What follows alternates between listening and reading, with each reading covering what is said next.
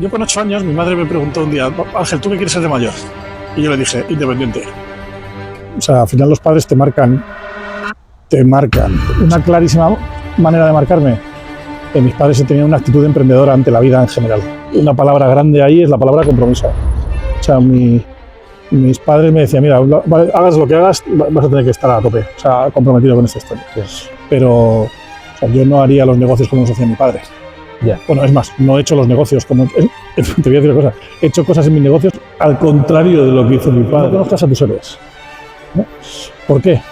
Porque esos héroes te han inspirado para hacer algo, pero como conozcas lo suficiente de esos héroes, a lo mejor te dan razones para no hacerlo, ¿sabes? Me acuerdo, por ejemplo, Vlado Divac, un jugador de baloncesto que fue a los Lakers y tal. Me acuerdo que cuando para mí descubrí que él fumaba, le quitó todo el mérito a todas las otras cosas que hacía, ¿sabes? Y dijo: pues este tío sea tan grande y fuma, ¿sabes? Era como, se había pedido mi mito, ¿no? Y decía: oye, ¿por qué he dejado que me deje de inspirar en unas cosas que me ayudaban mucho solamente porque el tío tiene un hábito? Oye, que es humano, que no pasa nada, que... Ya, pero me afectó. De esas experiencias, ¿cuál fue la que te cambió la vida? O sea, la que más te cambió. Sí. Te diría que irme a Estados Unidos, allí, solo. Me fui a un sitio donde es un baloncesto, o sea, había redes de racismo de los negros y de los blancos, de oye, que estás quitando la beca a otro tío, el baloncesto es nuestro. Y yo me di cuenta que me había integrado perfectamente cuando mis compañeros, uno de ellos me dice: hey, you are a white nigger. ¿Sabes? Entonces de repente yo era un negro blanco, ¿no? O sea, de repente, oye, te he aceptado, ¿sabes? Estamos aquí y eres uno de los míos. Eso te lo tienes que buscar. Mira, la decisión para mí fue clara en el momento en el que me di cuenta, y me acuerdo que vine a casa y se lo dije a mi padre y tal, y es que cuando tú te metes en el mundo profesional del básquet, o del fútbol, o de lo que sea, del deporte, el jugador se convierte en producto. Y eso para mí fue el despertar total de yo no quiero dedicarme a esto.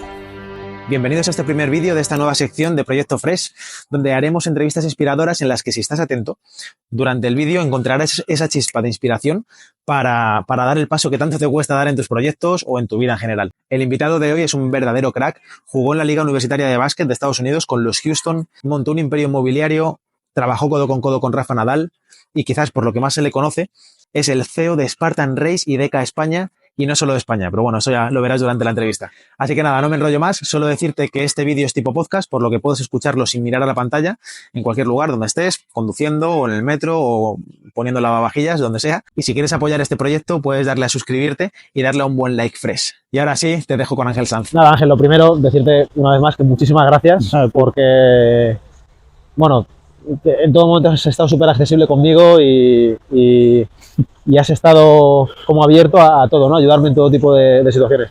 Y un poco enlazando con esto, quería saber realmente cómo qué debo entender o qué debemos entender para entender, o sea, tu contexto, tu pasado y bueno, las experiencias que has ido viviendo desde que eres niño para ser la persona que eres ahora o el líder que eres ahora. Bueno, me imagino que primero estamos hablando de educación, ¿no? O sea, casi... O sea, la verdad es que me sorprende lo de las gracias porque o sea, lo de accesible realmente no es tan especial, ¿sabes?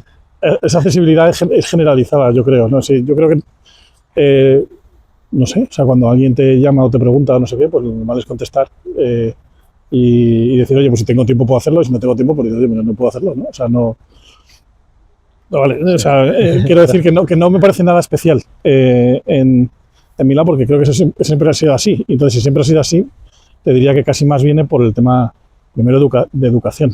No me he sentido nunca súper especial en nada de esto. Creo que cuando jugaba baloncesto en mi época, pues si alguien me paraba y me quería decir algo, pues yo estaba como hasta agradecido y encantado. Y cuando he dejado de jugar baloncesto y pues me ha ido bien en otras cosas, pues no sé, o sea, es como casi, tú sabes la parte esa de egoísmo positivo, ¿no? O sea, casi que me siento como halagado un poco, ¿no? Así que no mucho mérito, la verdad, en esto. Y sí que tenemos algo en común, que desde el principio, además, que a mí me gustó mucho, que los dos hemos nacido en Madrid, sí. Hemos vivido en Mérida, nos hemos criado en Mérida. Eso es. Si ahora pudieras caminar por el Teatro Romano, por el Arco del Trajano, ¿no? Sí. O el Puente de Lusitania o el Puente Romano, sí. Y vieras a ese Ángel de niño que está corriendo por las calles, sí. Soñando también en el futuro y lo que quiere ser y demás, ¿qué le dirías y qué crees que te preguntaría? Pues mira, yo le diría: joder, qué suerte tienes, tío.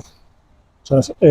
Yo miro ahora un poco al pasado y diría, joder, macho, qué bien que pude vivir esa época de mi vida en un sitio donde todo está tan accesible, caminas por la calle y no tienes, o sea, tú estás en Madrid aquí y casi que te reduces casi a tu barrio, entras en la dinámica de un autobús tardas una vida para no sé cuántos, mañana tienes que jugar un partido de baloncesto con 10 años y tienes que ir a Torrelodones, ¿sabes? O sea, la vida aquí es muy, para un niño, te lo digo teniendo niños aquí, ¿sabes? O sea, la ventaja y la suerte que yo tuve por vivir esa parte de mi vida allí, yo en ese momento me imagino que no la valoraba, simplemente estaba diciendo, joder, ¿cómo molaría vivir en Madrid?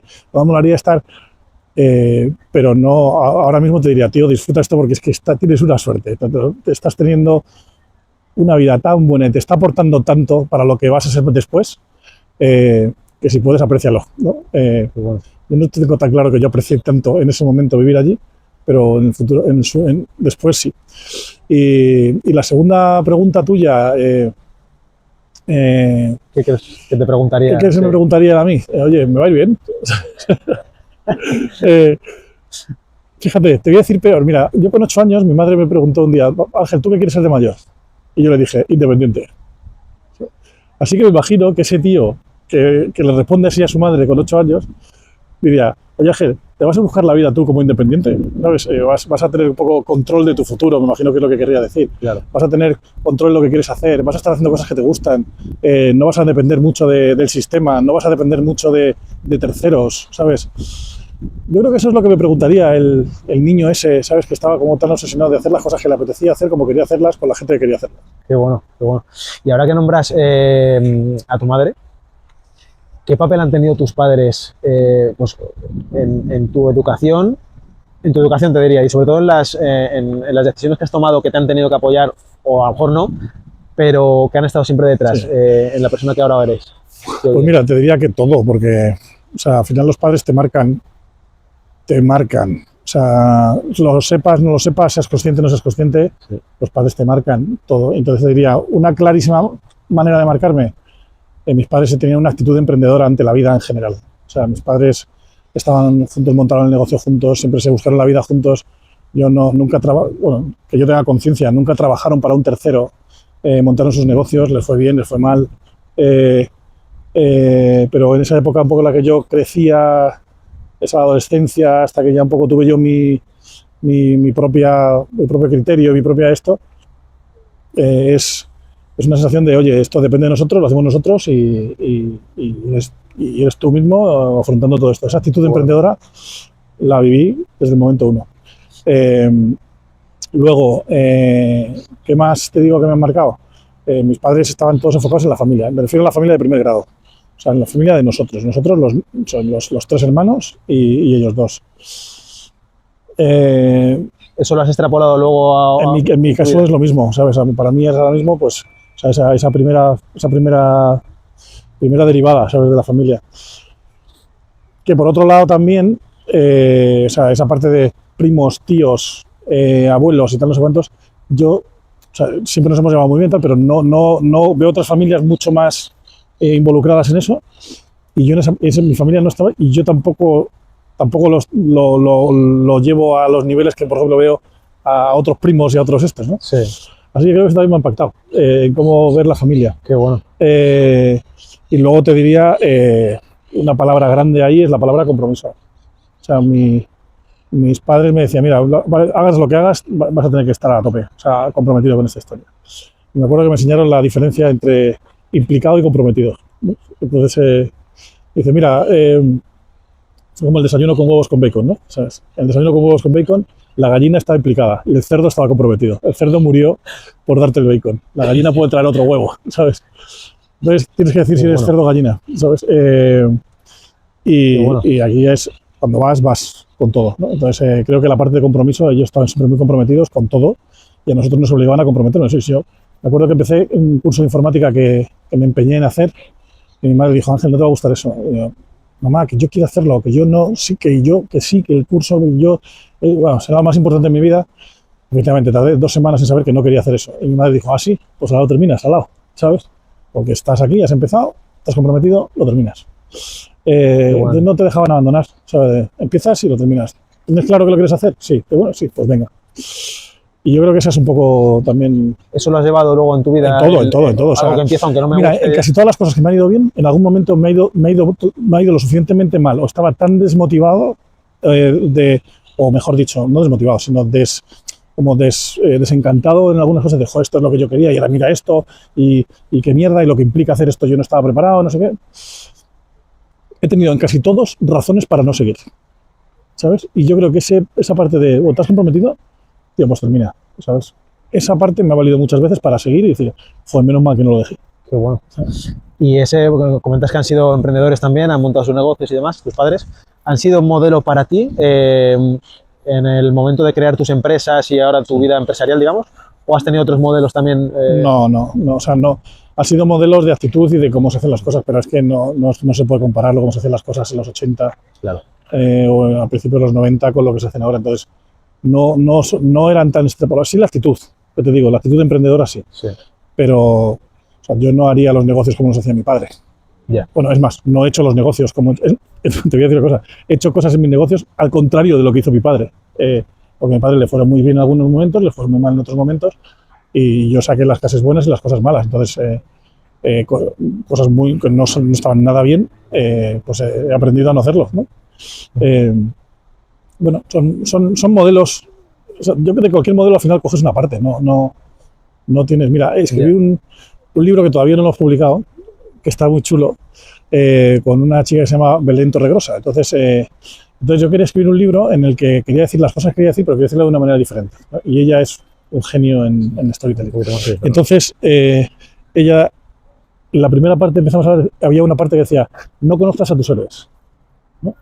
¿Por qué?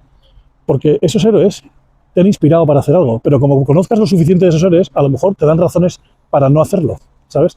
Porque ese que tú admirabas tanto, me acuerdo, por ejemplo, Vlado Divac, un jugador de baloncesto que fue en los Lakers y tal, me acuerdo que cuando para mí descubrí que él fumaba, le quitó todo el mérito a todas las otras cosas que hacía, ¿sabes? Y digo, ¿cómo puede ser que este tío sea tan excelente y fuma, ¿sabes? Era como, se había caído mi mito, ¿no? Bueno. Y decía, oye, ¿por qué he dejado que me deje de inspirar en unas cosas que me ayudaban mucho solamente porque el tío tiene un hábito? Oye, joder, que es humano, que no pasa nada, que ya, pero me afectó. Entonces, al final dije, oye, a tus héroes, quédate con lo que te está ayudando para inspirarte y para irte a un sitio, pero no los conozcas porque probablemente encontrarás razones para desmerecer todas esas cosas que a ti al final tienes que decir qué es lo que te vale a ti y cómo te ayuda a ti. Qué bueno. Y para entrar un poco en materia, ahora que estamos ya hablando de negocios y demás, de alguna forma sí que tienes que buscar ciertos modelos para... Sí. Digamos, bueno, si quieres hacer algo que nadie ha hecho, que no existe, vale. Sí, son referencias. Bueno, es que las referencias van un poco así, ¿sabes? Las referencias es alguien, o sea, si alguien ha tenido que ver una cosa parecida a la tuya. Yeah. Además, tienes que entender que es parecida, no es igual, ¿sabes? Porque precisamente si haces cosas que no ha hecho nadie, pues entonces, si no ha hecho nadie, no puedes mirarte. Y para hacer algo que ha hecho alguien, pues, no sé, hasta a lo mejor no es tan atractivo, por lo menos a mí no me atrae tanto. Entonces te diría que sí, que tienes que ir viendo todos los pasos que hace la gente y de alguna manera ser capaz de conceptualizar y ver qué es aplicable o no. Hay cosas que son aplicables, pero no en este momento, porque no puedes quitar el contexto de todo esto. Pero tú coges a Steve Jobs, ¿no? Y hostia, de Steve Jobs seguro que tenemos un montón de cosas que aprender. Yo hay cosas que me parecen una referencia en muchas cosas, claro. Y otras cosas me parece lo contrario, o sea, odiable, ¿sabes? En muchas cosas que va a ser. Entonces, claro, no somos capaces de ponernos en su contexto, no somos capaces de ponernos en su realidad, no somos... Entonces, ni es tan bueno en muchas cosas, ni es tan malo en otras. Simplemente, oye, coge lo que te valga, ¿sabes? Y a ver cómo lo puedes aplicar a lo tuyo. O modifícalo. Pues yo creo que esas referencias todas son buenas y que tú, pues, eliges las que crees que son aplicables. Qué bueno. Y en esta época de tomar decisiones, porque jugaste al baloncesto, ¿verdad? Sí. Te becaron para ir a Estados Unidos, sí, y demás. Digamos, ¿qué aprendizajes has tenido de esta experiencia en el momento que te fuiste a Estados Unidos y estuviste en la NBA? Entiendo que... La NCAA, sí, la Unión Universitaria. Ahora en tu vida. Pues mira, para mí, si te digo que me dices un momento, ¿qué de esas experiencias cuál fue la que te cambió la vida? O sea, la que más te cambió, sí. Te diría que irme a Estados Unidos, allí, solo, ¿sabes? Esa te diría que fue, claro, tuve mucha suerte porque me fui con una herramienta que era el baloncesto, que me ponía en un escenario que no es lo mismo. O sea, yo iba allí a ser uno de los 12 privilegiados que jugaba en un equipo de una universidad que tenía 40.000 alumnos. O sea, es que es una barbaridad. O sea, eras un héroe de esa gente. Entonces tú ya entrabas con un estatus, ¿sabes? Pues que me daba mucha ventaja, ¿sabes? Claro. Luego encima me voy allí con una beca. Claro, una beca es que no tengo que preocuparme de pagar los estudios, no tengo que preocuparme ni de la habitación, ni de la comida, ni de los libros, ni de nada. Pues hombre, la verdad es que soy un privilegiado. Y lo único que tengo que hacer es jugar al baloncesto. Y estudiar y aprobar, ¿no? Esas son las tres cosas que... Bueno, estudiar y aprobar casi siempre va junto, ¿no? Pero ya está, ¿sabes?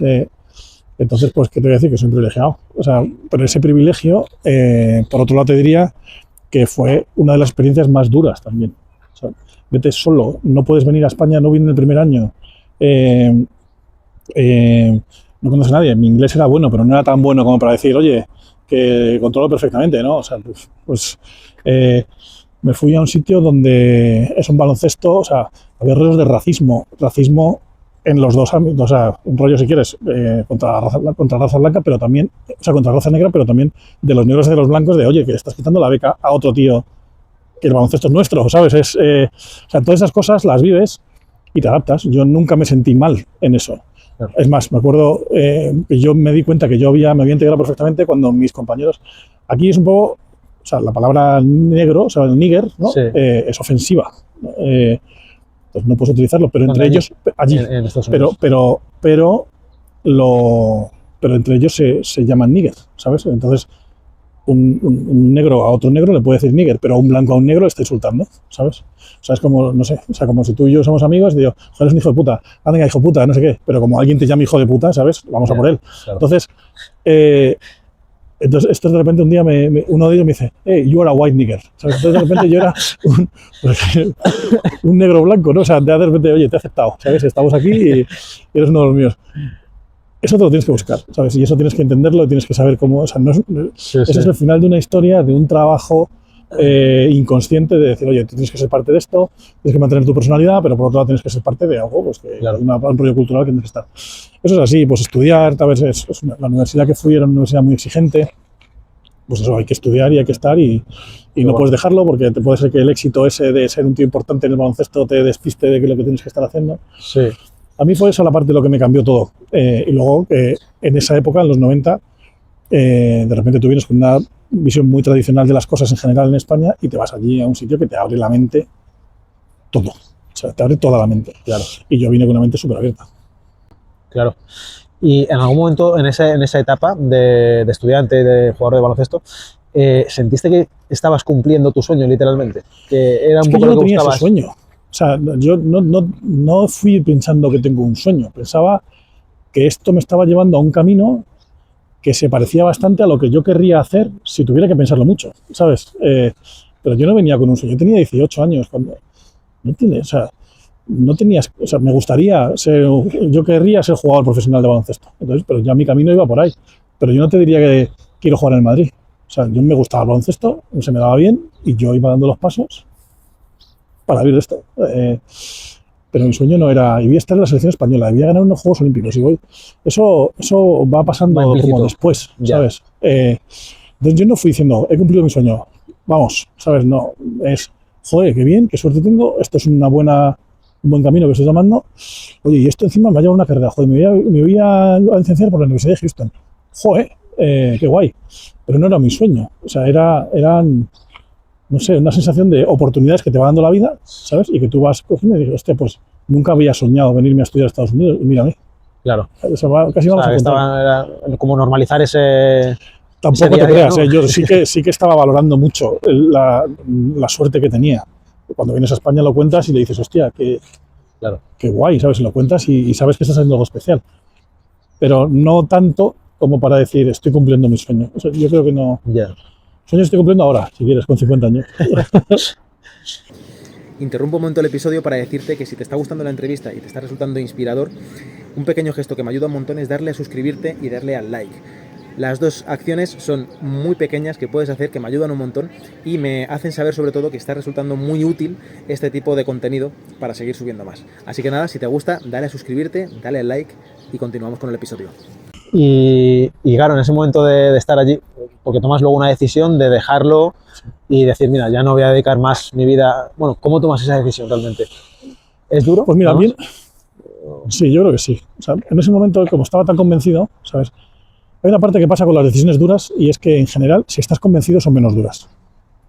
Entonces, puede ser que sea difícil, pero sientes alivio, ¿sabes? Pues dura, pero sientes alivio. Mira, la decisión para mí fue clara en el momento en el que me di cuenta, y me acuerdo que vine a casa y se lo dije a mi padre y tal, y es que cuando tú te metes en el mundo profesional del básquet, o del fútbol, o de lo que sea, del deporte, el jugador se convierte en producto. Y me acuerdo que en esa época, o sea, no había cumplido todavía 23, le dije, papá, soy producto. Y yo tenía un representante, ¿sabes? Y el representante negociaba como si yo fuera un producto. Entonces yo me di cuenta que el cliente del representante era el club y que yo era el producto que el representante vendía, ¿sabes? Y él tenía un montón de productos, que somos un montón de jugadores, y él se lo vende a un montón de clientes, que son todos los clubes, pero no puede vendérselo a quien quiera, solamente a esos 18 equipos de ACB o si estás en la NBA, a 30 equipos de la NBA. O sea, tú se lo puedes vender a esos clientes, ¿no? Que son los que... Pero sin embargo, cobra de un porcentaje del jugador. Entonces es una cosa... Entonces tú no eres el cliente, tú eres el producto, aunque sus honorarios vienen del valor del producto que vende. O sea, es como que está incluido en el precio del producto, Claro. ¿sabes? Y eso para mí fue el despertar total de yo no quiero dedicarme a esto. O sea, es cuando dejó de ser un juego y empezó a ser una profesión. Entonces empieza a ser una profesión y entonces hay elementos ahí que tienes que entender, como es parte del business, es parte del negocio, es parte de no sé cuánto, y una de las, para mí, las peores que yo no podía gestionar bien mentalmente es sentirme que yo era el producto de alguien que tenía que vender y que mi vida dependía los próximos 10 o 12 años o 15 años de que ese tío me vendiera bien, de que me vendiera en un buen sitio, ¿sabes? Yo cuando llegara allí estuviese cómodo, me gustara, Claro. El entrenador que estaba hoy me vale, pero mañana es otro entrenador y no me gusta, o no le gusto yo, ¿eh? O sea, no... Y dije, joder, macho, 15 años o 12 años así, que son los 12 años más importantes de mi vida para construir un futuro profesional. No, ni de coña, ¿sabes? Entonces llegué, eso lo dije a mi padre y dije, papá, no, lo voy a dejar. O sea, que tenías claro realmente... O sea, La independencia que te dije de mi madre, tío. Claro, claro. ¿Sabes? Y en cierto modo tenías la mente puesta un poco también en ese futuro, en el largo plazo. Bueno, a mí una de las cosas que tenía claro es que yo dependía de mí mismo para hacer las cosas. Yo tenía un montón de recursos. Yo era un buen jugador de baloncesto y podía haber llevado mi carrera por ahí, o era también un tío que venía con una formación lo suficientemente buena, de una universidad lo suficientemente buena, que también podía tener. Entonces yo tenía opciones. O sea, una de las cosas que yo sé a ciencia cierta con respecto al jugador profesional es que muchas veces lo mejor que le puede pasar para ser jugador profesional es no tener opciones. Porque muchas veces si tienes una opción en el camino, es mucho más sensato cogerla. O sea, para mí fue mucho más sensato ir por ahí. ¿Por qué? Porque yo no era un tío que dominaba. Si tú eres Pau Gasol, ¿sabes? Tú controlas tu destino. Haces lo que quieres, juegas donde quieres y haces lo que te sale de las narices, ¿sabes? Si tú eres Ronaldo o Messi en el fútbol, juegas donde quieres, haces lo que quieres y cobras lo que quieres. Pero esos son el 1% de todos los jugadores. El otro 99% hacemos lo que queremos el club, el representante o lo que sea, ¿no? Entonces, cuando a mí me preguntan, oye, tío, ¿por qué lo dejaste? Tío, pues mira, porque no era lo suficientemente bueno, y es verdad. Pero no era suficientemente bueno para jugar, sí. Lo que no era suficientemente bueno era para controlar mi destino. Y para mí eso era muy importante. Es más, te digo, era lo más importante. Y una vez que ya tomas la decisión y lo dejas y ya empiezas con tu carrera profesional, bueno, dos preguntas. ¿Cuál es esa trayectoria que coges? ¿Dónde empiezas? Una vez que lo dejas, ¿dónde empiezas? Y otra pregunta, ¿tú te sientes que ya tienes el control de tu futuro, de tu destino? Sí. Yo empiezo al final con una ventaja con niños, iba a decir, con chavales de mi edad. O sea, yo tenía 23. Claro. Cuando lo decido, le digo a mi padre que estaba en el mundo inmobiliario y tal, oye, mira, quiero aprender de esto. Y la razón no era porque me gustase el mundo inmobiliario, es porque me parecía que ahí se ganaba mucho dinero, porque es un negocio con alto apalancamiento. Significa que tú compras lo que sea, como había mucha financiación bancaria y todo esto, entonces tú compras un piso, pones 2 y te financian 8, ¿no? En esa época un poco así, digo, hostia, pero ganas sobre 10. O sea, estamos hablando de 1996, cuando yo lo ostras, vale. Y entonces digo, hostia, aquí con este apalancamiento, ¿sabes? Aunque los márgenes son los mismos, pero el retorno a la inversión es muy alta, ¿sabes? Porque tú multiplicas por mucho la cantidad poca sea, porcentualmente la poca cantidad que pones. Claro. Entonces me interesó el mundo inmobiliario por las rentabilidades. Y volví a entrar a esto. Entonces estuve trabajando con mi padre un año para entender un poco cómo funcionaba esto y dije, no, aquí tengo que hacerlo a lo grande. Entonces empecé a trabajar en el St. Young. Claro, te vas a St. Young, una de las Big Four estas internacionales. Sí. Y claro, vengo con un título de la Universidad de Houston, con honores, con el inglés perfecto, no sé qué, claro, lo tenía a huevo, ¿sabes? En esa época, ¿sabes? Claro. Entonces ya pues empecé ahí, en el departamento inmobiliario de St. Young, y ya, mi carrera fue súper fácil, o sea, yo te digo, tenía mucha ventaja. Entonces, claro, y además habiendo jugado con la parte de disciplina, con la parte de compromiso, claro. Yo tenía un poco todos los atributos esos súper a flor de piel. Entonces, pues, o sea, no tuve nunca problema para encontrar trabajo. ¿Y ahí tuviste alguna, si podemos hablar de esto, alguna inversión tuya? Bueno, sí, yo siempre invertía. Sí, yo siempre invertía. Palmaba muchas veces, ¿sabes? Y otras me iba mejor, otras peor, pero siempre iba invirtiendo algo de dinero en cosas, en ciertos negocios, conocía gente, pues, si te compras un piso, ¿sabes? Y luego lo vendes y luego haces no sé qué, esas pequeñas cosas que haces un poco con esa edad. Y después ya yo en 2005 montamos la primera compañía para hacer promociones inmobiliarias propias. ¿Con tu padre en este caso? No, ya siempre gente del mundo baloncesto por un lado, vale. Amigos, se metió mi hermana en ese para ayudarme en la gestión y ahí en 2005 montamos esta parte y tuvimos mucha actividad hasta 2012.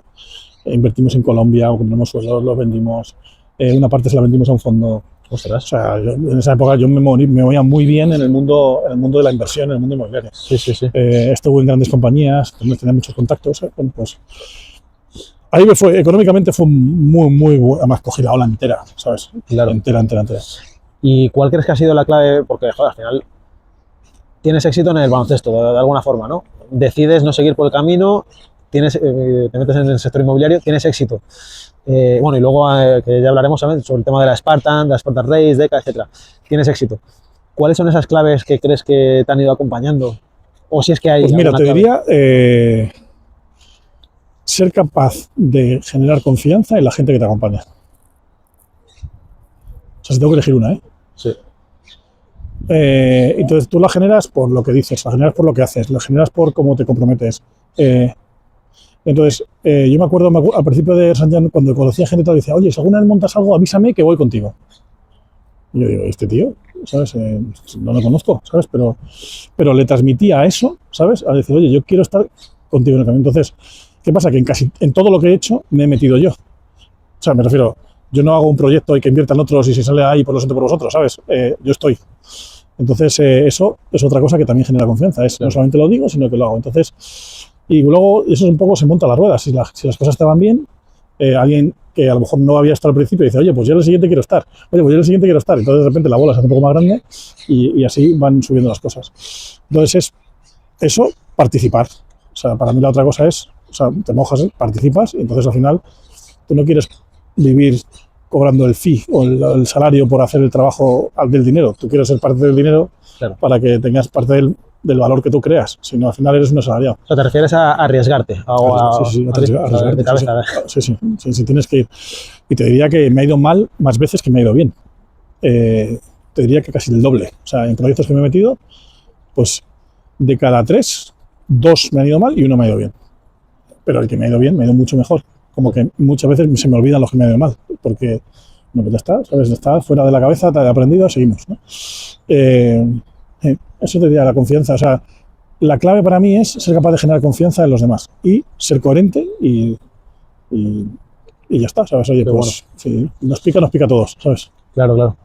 ¿Y trabajaste con Rafa Nadal? Estuvimos trabajando con Rafa Nadal, sí, unos años para montar el Rafa Nadal Tour, que a mí del deporte me interesa muchísimo la parte formativa.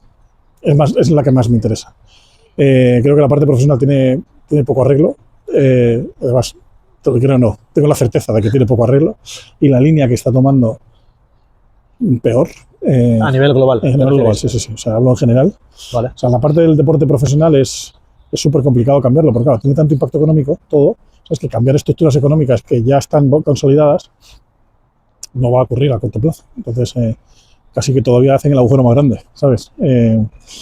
Entonces, bueno, pues el deporte que va a funcionar bien es aquel que se vincula al entretenimiento, quiero decir, económicamente hablando.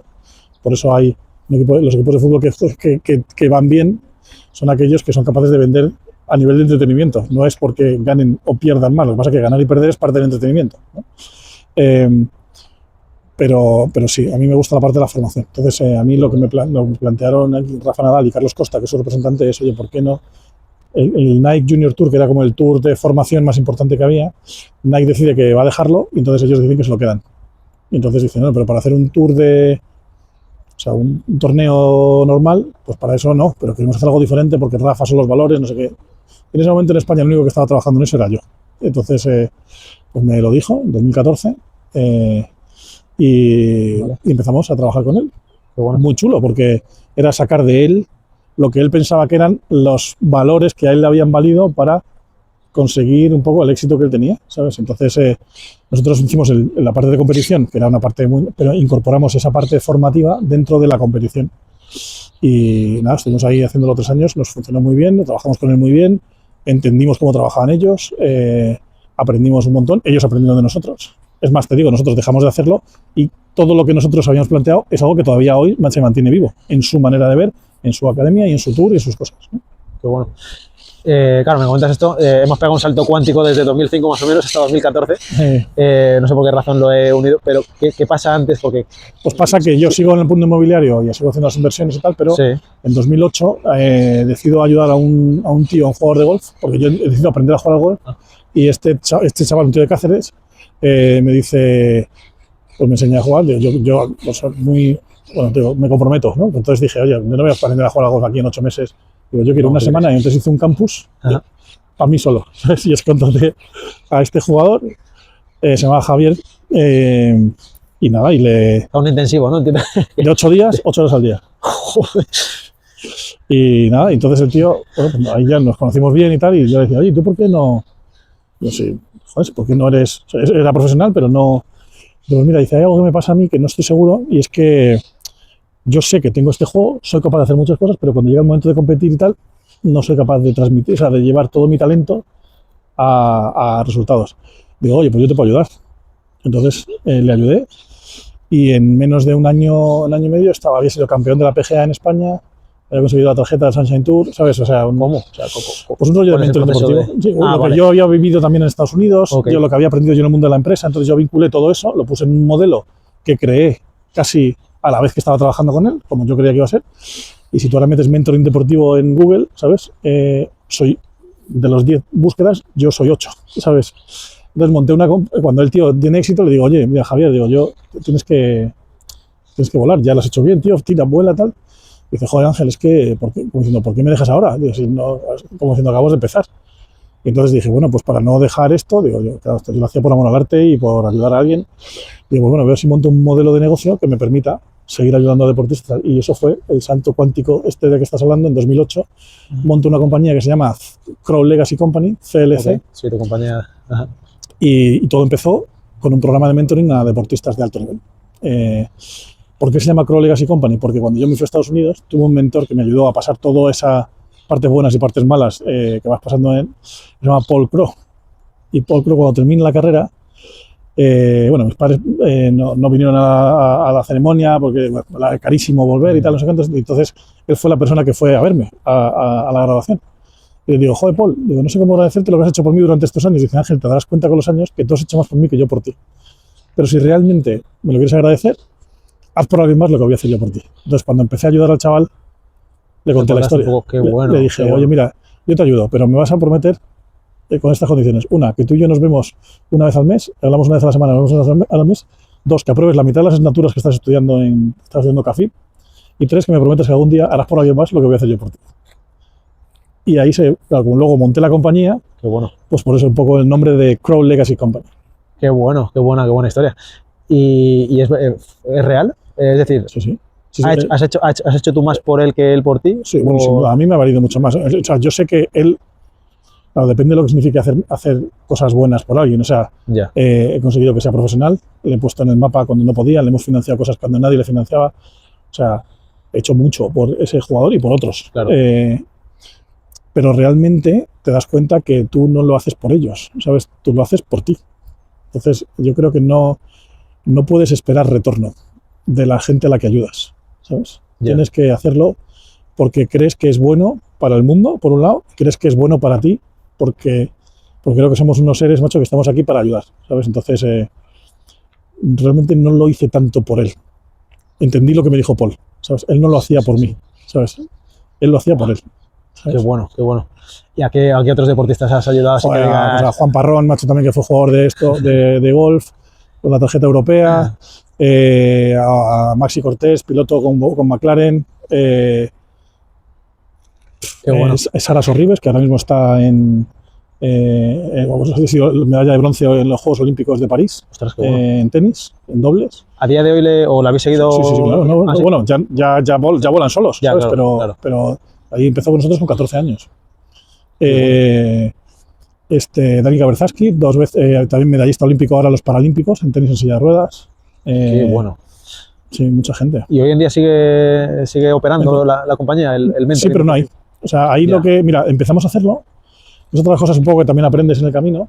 Mira, cuando la gente habla de propósito y lo metes en el mundo empresarial, ¿no?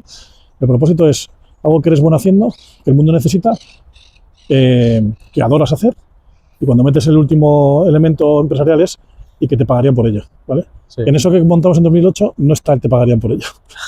El famoso Ikigai, ¿no? Supongo que es el Ikigai, pero claro, que te pagarían por ello no está en el Ikigai, ¿sabes? Sí. Entonces, es cuando tú vinculas la parte de propósito al mundo empresarial. Entonces, el que te pagarían por ello, me di cuenta que claro, no era sostenible. Entonces, tuvimos que, ahora todo el mundo habla de pivotar, ¿no? We pivoted, hemos pivotado hacia otro modelo. Entonces, el modelo del mentoring deportivo, si quieres dedicarte como modelo, tú ayudas al deportista de alto rendimiento cuando más los necesita, pero que es cuando menos recursos tiene. Realmente, ¿sabes? Entonces es muy complicado, financieramente hablando, cuando alguien no tiene dinero ni para viajar, que tú le pidas que te pague 500 euros o 1000 euros al mes por ayudarle cuando necesita eso para jugar el siguiente torneo. Claro. Entonces la estructura tiene que cambiar. Entonces, en vez de ir al deportista, le dijimos, oye, ¿por qué no vamos a las federaciones o a consejos sobre deportes o algo así? Y todos están igual. O sea, claro. Todos están cortos de recursos. O sea, el mundo del deporte en general está corto de recursos. Hay mucho dinero en pocos sitios, ¿sabes? Entonces, pues me di cuenta que el modelo no funciona. El mentoring deportivo funciona como herramienta. El mentoring deportivo ayuda cuando, por ejemplo, Djokovic dio un cambio brutal en su carrera cuando estaban de bajón, cuando él entendió esa parte mental, esa parte de propósito, no sé qué, y eso lo entendió cuando ya estaba arriba. Cuando estás arriba y de repente caes, no entiendes por qué, entonces empiezas a buscar soluciones en sitios no normales, ¿sabes? No era un tema táctico, no era un tema técnico, y dices, hostia, me di cuenta que me faltaba el propósito. Y tú hablas con él ahora, después de que pasó bueno, todavía tiene un asesor ahí que se llama Pepe Imaz, que está en Marbella, que le ayudó a trabajar en el ámbito del propósito. Y dice que su alto rendimiento está desde que él entendió eso. Qué bueno. Pues eso no es fácil, no es fácil en ese momento. Entonces, mi cambio fue, el mentoring deportivo no es un negocio, es algo que tendría que hacer una ONG, si quieres, claro. Y entonces una compañía no puede permitir eso. Entonces, la evolución fue hacia de qué otras maneras nosotros podemos tener impacto positivo a través del deporte. Y ahí pues, enganchamos en un montón de cosas. El programa de mentoring, por ejemplo, estuvo presente en las 2 candidaturas olímpicas de Madrid, 2012 y 2020, porque nadie había hecho eso y era algo muy bueno. Si hubiésemos salido, me imagino que habría habido recursos para hacer esas cosas, pero no salimos, entonces no pasó. Yeah. Y nada, entonces vimos distintas maneras de a través del deporte y llegamos a Esparta. Qué bueno. Y antes ya de entrar en materia con Esparta, porque aquí hay mucho que comentar, pero claro, te he escuchado, bueno, hoy ya lo has hecho un montón de veces, la palabra propósito, y sí que te lo he escuchado en otras entrevistas y demás. ¿Lo has tenido siempre claro, tu propósito, o ha ido cambiando? Y bueno. Sí, bueno, yo te digo, no. O sea, el propósito no ha aparecido en mi vida con 14 años. O sea, lo que pasa es que sí tenía claro, claro lo que quería, pero no era a propósito, ¿sabes? Ha ido cambiando un poco y hemos ido elevando, si quieres, esas cosas que quería, ¿sabes? Y yo creo que convertirla en propósito, tal y como yo te digo cuál es mi propósito hoy, que es cambiar el mundo a través del deporte, eso lo conseguí llegar allí, te diría, en 2012. O sea, evolucionando un poco todo el tema de ayudar a los deportistas. En 2012 por allá dije, hostia, esto es. Y te digo, yo creí que mi propósito era ¿Cómo era? Al principio yo quería cambiar el mundo. No, yo quería cambiar el deporte. Yo quería cambiar el mundo del deporte. Y luego me di cuenta que no, que lo que quería era cambiar el mundo a través del deporte. Fue un gran cambio. Es sutil, pero es muy grande. ¿Por qué? Porque en una el deporte es el objetivo y el otro el deporte es la herramienta. Y me di cuenta que era mucho más poderoso cuando el deporte era una herramienta. Y eso ya te digo que fue como mucha reflexión y tal, y mucha frustración por el mentoring también, por ejemplo, ¿sabes? Yo con el mentoring quería cambiar el deporte, o sea, quería tener a mejores deportistas. Entonces, si yo traigo a mejores deportistas y tienen éxito, entonces cambiarán la manera que es el deporte, ¿sabes? Claro. Pero era imposible, no, financieramente no funcionaba. Entonces, y luego la palabra propósito yo no la entendía así, o sea, eso requiere pensar, hablar, o sea, tener intereses, escuchar con los ojos abiertos, no es con las orejas abiertas, sino con los ojos abiertos, o sea, tienes que estar sabiendo qué es lo que quieres sacar de esas conversaciones o de esas lecturas muchas veces. Y la palabra propósito en ese momento no estaba tan de moda. Ahora el problema que tengo con la palabra propósito es que lo utilizan tanta gente, ¿sabes? Como la palabra valores, que estoy casi muchas veces intentando evitarla, pero hay veces que, claro, tienes que meterla porque define muchas cosas, claro. ¿No? Pero el palabra propósito me genera un poquito de rechazo ahora. Sí. Bueno, es así, ¿sabes? Entonces sí, lo utilizo, lo tengo claro, el cambiar el mundo a través del deporte. Eso se me ha quedado los últimos 10 o 12 años, está ya grabado a fuego en mi esto, pero tengo las distintas maneras de hacerlo en los distintos ámbitos en los que me muevo. Qué bueno. ¿Y crees que cualquier persona puede descubrir ese propósito? Sin duda. Además, ¿todo el mundo tiene? Todo el mundo tiene. Lo que pasa es que, mira, el propósito está dentro de ti. Eso es algo que es así. Si tú hablas de emprendimiento, ¿sabes? Emprender lo que te dice está dentro. Emprender, o sea, coge o agarra lo que tienes dentro, ¿no? El propósito nuestro lo tenemos dentro. Claro, ¿qué pasa? Que tienes que tener la curiosidad y la capacidad y el tiempo y las ganas y la energía o lo que tú quieras o el interés de hacer ese análisis interior, ¿sabes? Si no, no hay propósito. O sea, entonces, ¿cuánta gente crees en el mundo que tú ves por ahí que te vas relacionando que tiene ese interés de introspección? Pues poca. Entonces, ¿todo el mundo podría? Sí. ¿Todo el mundo lo hace? No. ¿Quién lo hace? Aquellos que tienen un poco las ganas y la energía de mirarse hacia adentro. Cuando tú vienes hacia adentro, claro, encuentras cosas que te gustan mucho y cosas que no te gustan nada. Entonces, claro, es muy difícil entrar y luego no hacer nada. Entonces da un poquito de miedo, yo creo, cuando alguien hace esa introspección. Y entonces o tienes claro cuál va a ser el beneficio de estar ahí, ¿sabes? O no lo haces. Y luego creo que el sistema un poco que nos rodea, cuando hablas de negocios o cuando hablas de proyectos o hablas así, no favorece eso. Entonces, tú puedes haber encontrado tu propósito empresarial o vital o lo que quieras y de repente dices, vale, ¿y cómo lo hago? ¿Y qué negocio hago que cumpla todo este objetivo y para que tenga la energía vital para yo empujarlo tal? Pues no es tan fácil porque casi siempre el camino es al contrario. La gente identifica una oportunidad de negocio donde se gana dinero. Eso es lo que suele pasar, ¿sabes? Luego lo disfraza con algo que sea emocionalmente atractivo, ¿sabes? O con una campaña de marketing que te enganche no sé qué. Y por último, cuando eso pasa, dice, bueno, por cierto, mi propósito es este, ¿sabes? Que está totalmente alineado, ¿sabes? Sorprendentemente, claro, porque has llegado al final. Eso pasa mucho, sobre todo en las grandes compañías, ¿no? O sea, a mí me cuesta mucho entender que los bancos tienen un propósito. Entonces veo el negocio de los fees y del no sé qué, no sé cuántos, luego monto una campaña emocionalmente de ayudar a los emprendedores o no sé qué, y yo estoy aquí para ayudarte en tu vida, no sé qué, no sé cuántos, tal, no sé, y te engancha emocionalmente, y luego por último te dice, por cierto, mi propósito vital es generar educación financiera para el mundo. O sea, no. Entonces el camino es al contrario. ¿Qué pasa?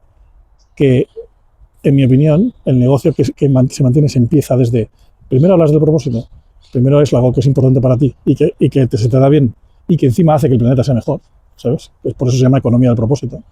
Lo siguiente que haces es, a ver eso, ¿cómo lo vinculas a una actividad emocionalmente atractiva para generar apoyos, para generar comunidad, para generar cómplices, si quieres, ¿no? Y lo último que haces ahí es monta un modelo de negocio que sea sostenible. Pero eso es la última parte de la historia, no es la primera, ¿sabes? Ahí es donde yo creo que está la clave. El camino es el contrario. Qué bueno, qué cambio de paradigma y de chip, realmente. Y alguna persona que ahora que esté, un chaval joven, o una persona, una chica, o bueno, no tan joven, da igual, pero que ya esté con esto del propósito y dice, vale, ha pasado tanto tiempo de mi vida, estoy un poco perdido o quiero enfocarme de alguna forma. Sé que están los tiros de esto de meter, digamos, introspección, ¿no? De aprender sobre mí mismo y demás. ¿Qué primer paso le recomendarías para decir, vale, mira adentro? O sea, ¿qué significa mirar dentro? En mi opinión, hay que leer un montón. Leer, ¿sabes? muy bueno. De verdad, hay que leer un montón. Hay que leer un montón cosas que te recomienden gente que te inspire, ¿sabes? Pues me interesa el mundo empresarial, me interesa el mundo de la excelencia, me interesa el mundo... lee, ¿sabes? Porque cuando hablas, dice, ¿cómo consigues el propósito? Para mí es curiosidad, pasión, propósito. Ese es el orden, ¿sabes? Entonces empieza por la curiosidad, porque lo que te genera curiosidad estará por ahí estará. Si no tienes curiosidad por nada, porque hay gente que es menos curiosa, no sé qué, pues ¿qué es lo que te apasiona, tío? ¿Sabes? O sea, lee sobre lo que te apasiona, ¿sabes? Porque encontrarás ejemplos, gente que ha convertido su pasión en algo rentable o algo... Porque claro, el tema de la rentabilidad es clave para mantenerlo a largo plazo, ¿sabes? Sí. Si no hay rentabilidad, pues al final tienes que dejarlo casi, porque tienes que vivir y tienes que comer, ¿no? Entonces te diría que vayas por ahí. Y para mí es primero leer mucho. Segundo, identificar tus referencias, ¿no? ¿Sabes? Tus referentes. Alguien que dices, ostras, pues mira, estamos hablando tú y yo hace un rato. Oye, joder, qué curioso. ¿Y cómo tú llegaste a esta conclusión de no sé cuántos? Y te cuento un ejemplo de una cosa que me ha pasado el domingo, ¿no? Pues ese viaje que hace otro, ¿sabes? De repente tú, ese viaje que yo he hecho el domingo con un rollo de una marca deportiva de ropa, de repente tú dices, yo no quiero montar una ropa, pero sí me interesa mucho el concepto de incorporar a una marca y entonces hacerlo. Entonces, creo que hay que abrir los ojos así un montón y escuchar a un montón de gente, permitiéndote un poco, pues eso, pasar tiempo con ellos, que te cuenten cosas que a ti te interesan y tal, y de repente, con esa curiosidad vas montando tu propio puzzle, ¿no? Porque al final esto va de puzzles, ¿sabes? Tu imagen de propósito va a ser distinta de la mía. Claro. Y es como tú construyes ese puzzle con tus piezas, pues eso lo va a hacer que sea único, ¿no? Pero tú tienes que vivir y beber. ¿Y por qué digo vivir? Porque vivir, mira, hay una cosa que yo di en la escuela de negocios que decían, tú tienes, la gente, vamos allá a clase y tal, y la gente aprende escuchando, ¿no? Learning by listening en una clase, ¿no? Y yo les decía, ¿cuánto se te va a quedar de lo que yo te cuente hoy? ¿Sabes? Digo, mira, dentro de una semana, con mucho el 5%. Dentro de un mes, con mucho el 1%. Y dentro de un año, de esta clase, si tengo suerte, se queda mi nombre. Si tengo suerte, ¿sabes? Porque a la mitad de vosotros se os va a olvidar mi nombre. Y solamente eso va a ocurrir si os he contado algo que emocionalmente os ha impactado. O sea, algo que en este momento a vosotros, de lo que yo os estoy contando, os importa, ¿sabes? Y ha sido significativo para vosotros. Yo solamente me acuerdo del nombre de un profesor mío de la universidad. Se llama Richard Frank, no se me olvida. Y me acuerdo por qué. O sea, es más, me acuerdo del porqué y luego entonces no se me ha olvidado el nombre del tío. Y es que este era una de las clases menos relevantes que yo tenía en mi facultad, que era gestión del estrés, ¿no? Pero él decía, me acuerdo, dice, la respuesta correcta siempre es depende. No se me olvida. Y es verdad, ¿sabes? Depende. Entonces me acuerdo del tío por lo que me dijo en ese momento y que me impactó y que todavía hoy, 30 años después, me sigo acordando de la respuesta correcta, depende. Vale, pues en las clases, claro, tú no te acuerdas de lo que te dicen. La gente, como dice Maya Angelou, ¿no? Maya Angelou dice, la gente no se acuerda de lo que les dices, no se acuerda de lo que haces, la gente se acuerda de cómo les hiciste sentir, ¿no? Entonces, el learning by listening, o learning by watching, es poco eficaz. Entonces la gente dice que no, que como mejor se aprende es haciendo. Y yo digo que no es verdad. Es verdad que se aprende mejor que viendo o que escuchando. Pero learning by doing es mejor, pero no es suficiente. Para mí es learning by living. ¿Qué significa? ¿Qué es diferencia entre el doing y living? Que cuando tú vives algo, lo vinculas a emociones. Si yo te enseño a cortar el césped y te digo cómo se hace, sigues unas instrucciones, como montar un mueble de IKEA, tú cuando mañana te encuentres con otro mueble sin instrucciones de IKEA no sabrás montarlo. Porque tú estás siguiendo unas instrucciones que además no tienes ningún interés en aprender y simplemente lo haces para cumplir el objetivo y es que esté el mueble montado. Pero tú no eres un experto montando muebles. Ahora, si tú sientes la putada que es confundirte de agujero donde meter el clavo, si sientes la faena que es no poner la tabla en el sitio correcto, tal, aprendes, ¿sabes? Sientes la frustración, o sea, sientes, incorporas el conocimiento y entonces lo puedes aplicar. Entonces creo que hay que aprender viviendo. Entonces, hay que leer a la gente, sí, hay que escuchar a la gente, sí, pero hay que vivir a la gente, ¿sabes? Hay que estar con la gente, hay que compartir con la gente, hay que hacer prácticas, hay que hacer voluntariado, hay que subirte al carro. Si mañana que te mola mucho Spartan, por ejemplo, que ahora hablamos del tema, pues vete allí a hacer voluntariado Spartan y si puedes, ayuda mucho para que mañana te dicen, oye, ¿te quieres venir con nosotros a ayudarnos a montar esto? Claro que sí. Y lo siguiente, oye, pues joder, a mí me interesa mucho la parte de comunicación. Oye, pues encantado. ¿Quieres ver cómo lo hacemos nosotros? ¿Sabes? No conozco a nadie que le diga que no a alguien que sabe que cuando viene tiene pasión, tiene compromiso, no sé cuántos y quiere ayudar. No pasa. ¿No? Pero claro, estamos en un mundo muy complicado en el que dice, pues yo voy a hacer este trabajo para ti, pues entonces no me vas a pagar, bueno, pues no lo quiero hacer. Bueno. Entonces, entonces no hay aprendizaje. Pues siguiendo, viviendo tus enseñanzas, vamos a pivotar, utilizar la palabra, nos sentamos ahí en el banquito, sí, claro. ¿te parece? Sí. Y bueno, con toda la gente que has conocido exitosa y gente que tú has llevado al éxito pues, con el mentoring deportivo, ¿qué les diferencia pues eso, en los hábitos diarios con una persona del día a día, digamos, que no consigue sus objetivos? Pues casi todos los que hablo de éxito de verdad. Uno es, tienen claro dónde quieren ir. Y luego la segunda, claro, Spartan lo pasó fatal. Tú tienes un montón de tickets vendidos en muchas carreras, en muchos sitios del mundo. Eso es como cuando llega el corralito en los bancos o lo que sea, ¿sabes? O sea, como todo el mundo venga a sacar dinero por ventanilla, no tienes dinero y acaba todo. O sea, todo el mundo se queda sin su dinero y el banco se arruina.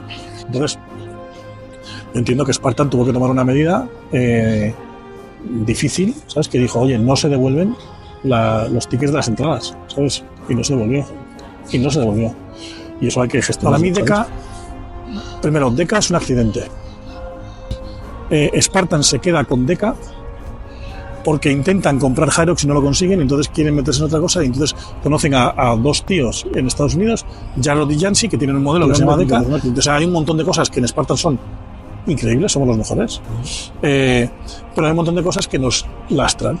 ¿Sabes? ¿Qué nos lastra, por ejemplo? La inversión que hay que hacer. Una inversión de...